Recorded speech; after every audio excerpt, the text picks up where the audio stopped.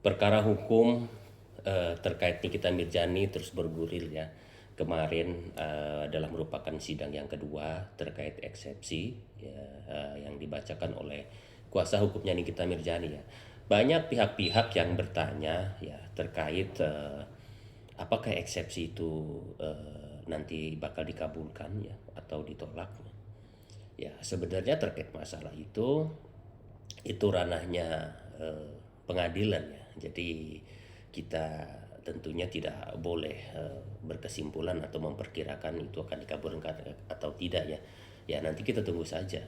Ya enggak gitu loh. Yang pasti kita bisa belajar dan kita bisa mempelajari, kita bisa menganalisa dari persidangan awal hingga eksepsi ini seperti apa ya. Bobotnya bagaimana ya. Seperti itu ya. Dan sidang kemarin pun Rio rame ya didatangi oleh fans-fansnya Nikita Mirjani ya dari berbagai kalangan ya mulai dari artis dan masyarakat biasa, dan itu merupakan adalah bentuk dukungan moral ya, karena bagaimanapun eh, publik pasti menilai ya proses hukum itu seperti apa ya enggak gitu.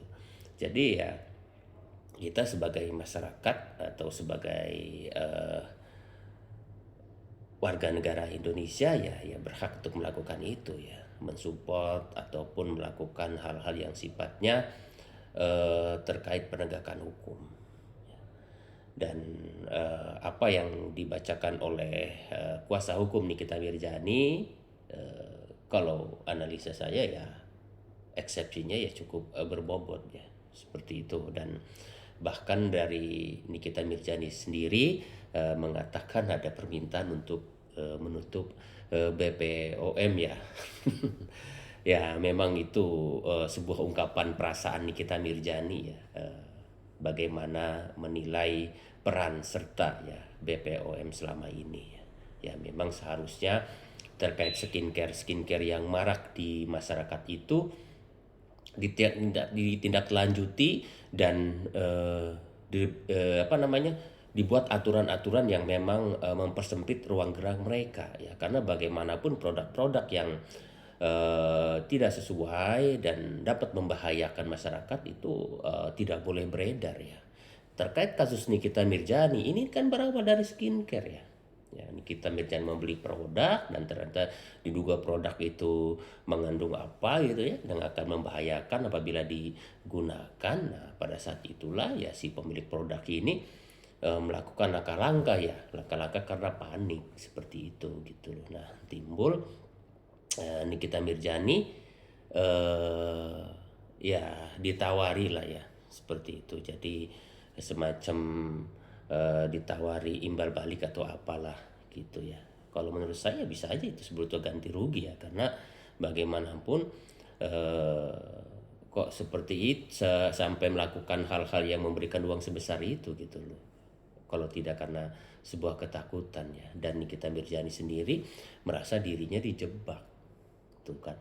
Dan ungkapan-ungkapan itu memang yang dirasakan oleh Nikita Mirjani gitu loh dalam proses ini ya. Dan juga kemarin ungkapan dari kuasa hukumnya bahwa ya awal penangkapan itu ya pasal yang disangkakan itu terkait 368 terkait pemerasan dengan kekerasan gitu loh. Pada saat dibacakan dakwaan itu hilang ya, yang nongol pasal pencemarannya ya yang 369 dengan pasal tindak pidana pencucian uang ya enggak. Sedangkan pasal tindak pidana pencucian uang itu pasal yang sifatnya mengikuti ya dari apa namanya dugaan pidana awal ya. Dugaan pidana awalnya apa dan terkait apa yang didapat itu memang jelas terbukti eh, apa namanya didapat dengan cara melawan hukum atau tindak pidana, maka dugaan TPPO itu timbul ya. Jadi apa yang diungkapkan kuasa hukum dan diungkapkan oleh Nikita Mirjani itu gambaran apa yang dia alami. Nikita Mirjani juga mengaku bahwa pasal-pasal ataupun dakwaan yang dibacakan itu harusnya bukan nama dia gitu loh. Harusnya itu buat orang lain ya. Nah, itu nanti yang akan dianalisa, yang akan dipelajari nanti oleh majelis hakim. Ya, nanti di-compare dengan eksepsi yang ada, dibuktikan dan nanti keluarlah nanti semacam putusan harus seperti apa. Ya. Nah, kita tetap support dan kita tetap dukung, kita doakan semoga proses persidangan ini berjalan lancar dan bagi fans atau yang mendukung Nikita Mirzani, kita berdoa bersama buat kebaikan Nikita Mirzani dan kita doakan bebas.